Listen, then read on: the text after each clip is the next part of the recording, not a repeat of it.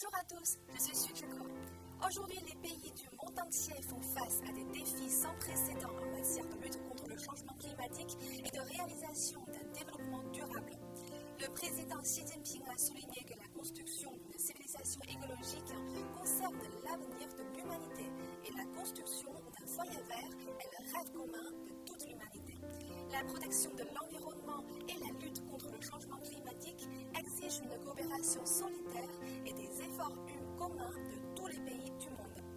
En tant que force principale de la société actuelle et future, les jeunes du monde joueront un rôle crucial dans la construction d'un monde plus juste, égalitaire, vert et prospère. Aujourd'hui, nous avons invité 3 jeunes étudiants de différents pays à discuter avec nous de la contribution de la jeunesse au développement durable et à la transition écologique. Bonjour à tous, pouvez-vous vous présenter?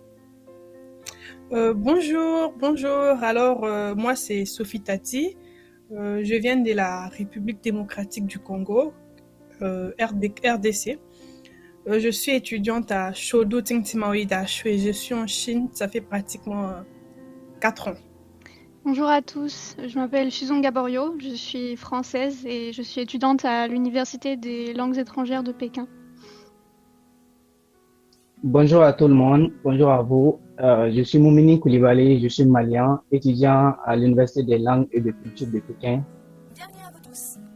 Ces dernières années, les jeunes du monde entier se sont exprimés activement sur les questions du changement climatique et du développement durable. Et j'aimerais poser une question à vous tous. Si vous vous intéressez particulièrement aux questions environnementales dans votre vie quotidienne, ou bien y a-t-il récemment des événements liés à la protection de l'environnement qui vous ont particulièrement impressionné? Mais sinon, n'empêche, dans mon université, je pense que c'est le 5 juin. Le 5 juin, l'université a souvent l'habitude d'organiser des journées un peu pareilles. On appelle ça journée verte. Des journées vertes où on aide les employés à planter des fleurs, des herbes. Alors, je pense que chaque année dans mon école, j'ai participé à ces genres de choses. Pour ma part, j'essaye de faire attention à tout ce qui est gaspillage de l'eau, gaspillage alimentaire surtout, parce que ça me fait tellement mal au cœur de voir de la nourriture qui est jetée, donc j'essaie d'acheter uniquement ce que je consomme. Et j'essaie de faire attention au tri des déchets aussi. Après, au niveau des événements, j'ai appris en 2021, ce que j'ai suivi, c'est que le crime d'écocide, donc c'est un crime contre l'environnement, il a été reconnu en droit français et en droit européen. Et donc à la suite de ça, il y a un panel de juristes qui en a donné une définition juridique qui souhaite que l'écocide soit reconnu, soit susceptible de poursuite par la Cour pénale internationale au même titre que les crimes de guerre, les génocides et les crimes contre l'humanité. Et donc ils ont demandé un amendement du statut de Rome. Après, plus récemment, fin 2022, il y a eu aussi la COP27 en Égypte. Donc les spécialistes disent qu'il faut absolument réduire nos émissions de gaz à effet de serre et puis tant bien que mal essayer de contrôler la hausse des températures. Voilà. Ok, particulièrement cette question, c'est une question vraiment qui concerne tous les âmes sensibles. C'est-à-dire l'environnement, puisque ça engage l'avenir de l'humanité et le confort de l'être humain sur la planète Terre. De ce point de vue, personnellement, j'ai été beaucoup intéressé par la protection de l'environnement et ça n'a pas commencé aujourd'hui. Depuis bien avant au Mali, étant un jeune engagé dans le mouvement de la jeunesse, donc j'ai été plusieurs fois engagé aux côtés de mes camarades pour l'organisation des journées de salubrité. Dans les villages loin de la capitale, j'accompagnais mes camarades jeunes pour aller organiser des journées de reboisement dans les écoles, dans les lieux publics de différents villages. Donc, c'est des actes que nous faisons chaque année. Même cette année, j'ai des camarades qui le font à mon absence au pays. Donc, en dehors de ça, arrivé en Chine ici, j'ai été beaucoup remarqué par les comportements liés à la protection de l'environnement et du coup, en tant que quelqu'un beaucoup intéressé par le sujet, je me suis beaucoup mis à coopérer avec ces comportements au quotidien et qui sont vraiment le fait par exemple, la séparation des ordures Par exemple, il y a des ordures qui sont recyclables. Donc, ces ordures-là, en jetant les ordures, il faut les différencier. Il ne faut pas les jeter ensemble. Comme ça, il y a des ordures qui peuvent être réutilisées. Donc, depuis mon arrivée ici, je me suis mis vraiment à respecter tout ça et puis l'utilisation, voilà, quantitative de l'eau. C'est le comportement au quotidien que nous faisons et que nous prêtons beaucoup attention. Personnellement, je mets beaucoup d'accent sur ces comportements au quotidien. Merci. Et Sophie, avez-vous adopté des comportements écologiques dans votre vie quotidienne? Avez-vous déjà participé à des actions de préservation de l'environnement? Alors, j'ai découvert sur Didi, là on prend le taxi, qu'il y a une partie où il faut seulement prendre les taxis chargeables. Alors, c'est un peu ce que je fais à tout moment, à défaut de prendre d'autres taxis qu'il faut le carburant. Alors, comme nous le savons tous, les carburants, ça pollue l'air. Alors, c'est comme ça que je préfère prendre le taxi chargeable. Mais moi, je pense que c'est aussi une manière pour moi de participer à ça un peu. Et Susan, vous savez, la Chine accorde une grande importance à la protection de la biodiversité. Sous la direction de la promotion du président Xi Jinping, la Chine a créé 5 parcs nationaux en 2021 qui couvrent près de 30% des espèces de faune et de flore sauvages dans les zones terrestres et sous protection prioritaire nationale. Également en 2021, le nombre de pandas sauvages a bien augmenté, ce qui a conduit l'Union internationale pour la conservation de la nature à reclasser le statut de conservation du panda géant de en danger à vulnérable. Et avez-vous déjà vu des pandas géants et quelle espèce en danger suiviez-vous de près et pourriez-vous nous parler? Oui, alors j'ai eu la chance de voir des pandas géants lorsque j'étais dans le Sichuan à Chengdu en 2018. Et c'est vrai que c'est des animaux, je trouve, à la fois marrants parce qu'on les voit dormir, etc. Ils sont tout mignons, mais à la fois ils sont tellement impressionnants déjà de par leur taille et aussi de par toute la logistique qu'ils impliquent pour les soins et pour aussi l'approvisionnement en bambou donc, pour qu'ils se nourrissent. Et donc je trouve que c'est vraiment c'est une expérience qui m'a marqué de voir les pandas. Et après, pour ce qui est de l'espèce en danger qui m'intrigue le plus, c'est ce que je suis le plus, je dirais, c'est le cobra royal, parce que j'ai toujours été assez intriguée par les serpents, parce qu'on se dit c'est des animaux qui ont même pas de pattes et qui peuvent mesurer plusieurs mètres et voire même qui sont mortels, etc. Et donc le cobra royal, en fait, il est déjà presque éteint en Malaisie. Et tout ça à cause de l'homme, en fait, parce que à cause de la déforestation, on coupe des arbres pour les besoins des activités humaines. Or, le cobra royal, c'est un animal qui est très territorial, et donc il y a eu plusieurs cas de morsures. Et donc, comme on lui détruit son habitat perd du terrain, qu'est-ce qu'il fait? Il se réfugie dans les maisons. Et donc, pour éviter les morsures, on les tue en fait avant qu'ils ne puissent s'approcher des maisons. Donc ça, d'une part, il y a ça. D'autre part, c'est un animal qui se nourrit d'autres serpents, y compris de serpents de sa propre espèce. Et donc c'est un cercle vicieux, en fait, comme il a plus de proie, il a plus rien pour se nourrir. Et enfin, c'est un animal aussi il fait l'objet de braconnage pour son venin et pour sa peau. Et donc c'est pour ça que c'est une espèce en danger à cause de l'homme, et je trouve ça intéressant.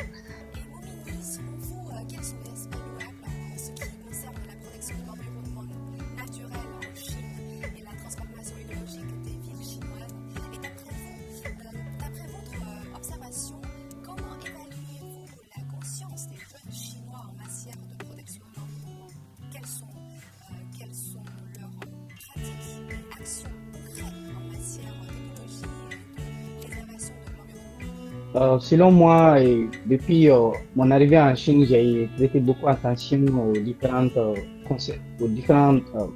comportements qui concernent la protection de l'environnement en Chine. Au-delà de la constitutionnalisation de ce sujet, c'est devenu un comportement au quotidien en Chine. Par exemple, quand vous commencez d'abord par il y a un phénomène que j'ai observé ici en Chine, qui concerne comme on le dit en chinois, 工钱， 工钱是什么说？单车。ça, c'est des vélos qui sont mis à la disposition de tout le monde. Donc, c'est public, tu peux l'utiliser. Donc, je pense que ça, c'est des moyens de transport qui sont non seulement bons pour la santé humaine, en plus aussi, c'est des moyens qui sont là, qui évitent la détérioration, la pollution, je veux dire. Donc, ça, c'est des moyens qui sont là à la portée de tout le monde. Et puis, c'est vulgarisé partout en Chine. Ça, c'est un. De deux aussi, les transports publics en Chine, c'est des transports qui sont beaucoup en promotion en Chine. Donc, au lieu de que tout le monde s'achète une voiture, donc tout le monde se retrouve dans les métros, dans les trucs. Ça, c'est beaucoup vulgarisé en Chine. Je pense que ça constitue ça fait partie de la protection de l'environnement. Et en dehors de ça aussi, si vous êtes dans les cantines en Chine, vous allez constater qu'il y a aussi un phénomène en chinois qu'on appelle Guangpang Xindong. C'est quoi? C'est-à-dire le fait d'éviter de gaspiller la nourriture. Ça, c'est quelque chose qu'ils apprécient beaucoup. Quand je mange avec les amis dans les restaurants, une fois que je vois un ami qui veut garder le reste, je lui montre, je dis, il faut lire ça. Donc, ça, c'est des comportements qui encouragent tout le monde à ne pas gaspiller. Puisque quand on gaspille, que ce soit de la nourriture ou bien les espèces végétales, ça détériore l'environnement. Donc, ça, c'est des comportements que j'ai constatés. En dehors de ça aussi, nous avons la plantation des arbres. La Chine a une culture liée un peu aux fleurs, à la beauté. Ça, c'est une culture qui va aussi avec la protection de l'environnement. Dans les cours d'école, dans les rues, vous allez voir partout qu'il y a des arbres qui sont plantés. Arrivé à un certain moment de l'année, vous allez constater que les fleurs poussent partout. C'est joli. En dehors de la beauté, ça contribue à je ne sais pas comment dire, à la promotion de l'espace vert. Est-ce que vous comprenez? Donc ça, c'est quelque chose qui est très, très important, que j'apprécie beaucoup. Depuis mon arrivée en Chine, j'ai beaucoup prêté attention à tous ces aspects-là. Donc la protection de l'environnement devient un peu pour les Chinois comme le quotidien. Donc à l'insu, peut-être on peut se retrouver dans la protection de l'environnement sans pourtant peut-être le voir. Donc en plus de cela, ce qui me concerne les jeunes Chinois, je pense qu'ils sont, comme je viens de le dire, c'est eux qui sont les premiers acteurs. Ils sont au milieu de ces comportements-là. Donc c'est des comportements qui sont vulgarisés au milieu de la jeunesse chinoise. Donc je pense qu'ils sont au centre et puisque ça les concerne beaucoup, ils sont le futur de ce pays et du monde. Donc la protection de l'environnement, ils ont bien compris que ça fait partie de c'est le devoir principal qui les concerne. Et les actions concrètes, c'est ce que je viens de citer tout de suite en amont. Ça, c'est le quotidien, peut-être, je dirais que c'est le quotidien des Chinois. Donc ça, c'est quelque chose vraiment que j'ai remarqué en Chine et je pense que ça doit être vulgarisé partout dans le monde. Merci. Et d'après vous, comment les jeunes doivent-ils contribuer au développement durable mondial? La jeunesse, c'est une période où on a envie de sortir, on a envie de bouger. Et je pense qu'on peut pas, malgré tout, empêcher les jeunes de le faire, mais les jeunes peuvent, par exemple, emprunter des transports en commun. Ou si on prend l'exemple de la Chine, comme l'a dit Moumini juste avant, partout il y a des vélos qui sont empruntables en un clic avec Métro 1, avec Alipay. Donc c'est hyper facile finalement de faire des actions à notre propre échelle. Et en dehors de ça, on peut aussi être dans une démarche de consommation plus responsable. Je pense par exemple avec la fast fashion, on sait tous que acheter des vêtements neufs, surtout la fast fashion, surtout certaines marques, en plus d'émettre des microplastiques dans l'océan, ça nécessite des quantités d'eau astronomiques, ça rejette, il me semble, 10% des émissions de gaz à effet de serre mondiales, donc c'est énorme. Donc si on peut déjà juste par exemple acheter des vêtements de seconde main de temps en temps, voilà, ça peut aider. Puis à part ça, on peut aussi s'engager. C'est ce que les organisations internationales encouragent, comme l'ONU, l'UNICEF par exemple. Il y a des écoles au Kenya qui vont être construites à partir de briques recyclées, donc ils encouragent les jeunes à participer à des projets comme ça, à s'engager, à faire entendre leur voix. Et je pense que c'est aussi important de se former et d'avoir conscience, parce que finalement, en fait, je pense que à l'heure actuelle, les changements qui se passent, ils sont pas encore tangibles, on n'en a pas conscience pour nous, mais comme on est le futur, on va je pense qu'on va vivre ces changements qui vont devenir de plus en plus tangibles. Et donc, c'est important de faire les choses maintenant et de ne pas attendre qu'il soit trop tard, parce que la jeunesse, c'est nous, en fait, le futur. Voilà. Donc, je pense que c'est comme ça qu'on peut participer à la lutte contre le changement climatique. La formation, d'abord, au sujet de l'environnement, ça, c'est le plus important, puisque pour adopter ces comportements, il faut en être d'abord conscient. Donc, je pense que la jeunesse doit se former d'abord. Si elle est bien formée, si elle est consciente de l'importance de ce sujet, du risque que la détérioration, sinon la pollution, la dégradation de l'environnement constitue pour elle dans l'avenir, je pense qu'elle doit beaucoup se former, s'informer aussi de ce sujet pour pouvoir se préparer et adopter des gestes qui vont avec la protection de l'environnement. Je pense que c'est ça le plus important pour la jeunesse.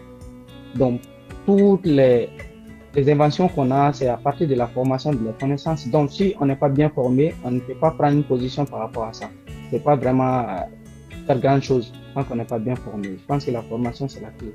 Donc, la jeunesse doit être bien formée.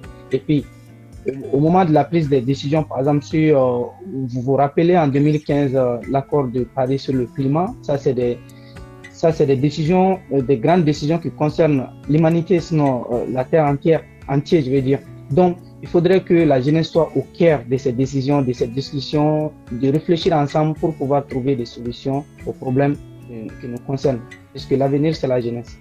Merci. Ok, merci à vous trois. Après avoir écouté vos partages et d'opinions, je suis profondément convaincue que nous, les jeunes, sommes les promoteurs des idées vertes, les particiens d'un mode de vie écologique et les explorateurs du développement durable. Et j'espère que les jeunes du monde entier vont renforcer leurs échanges, leur coopération et passer à l'action. Merci de regarder notre émission d'aujourd'hui.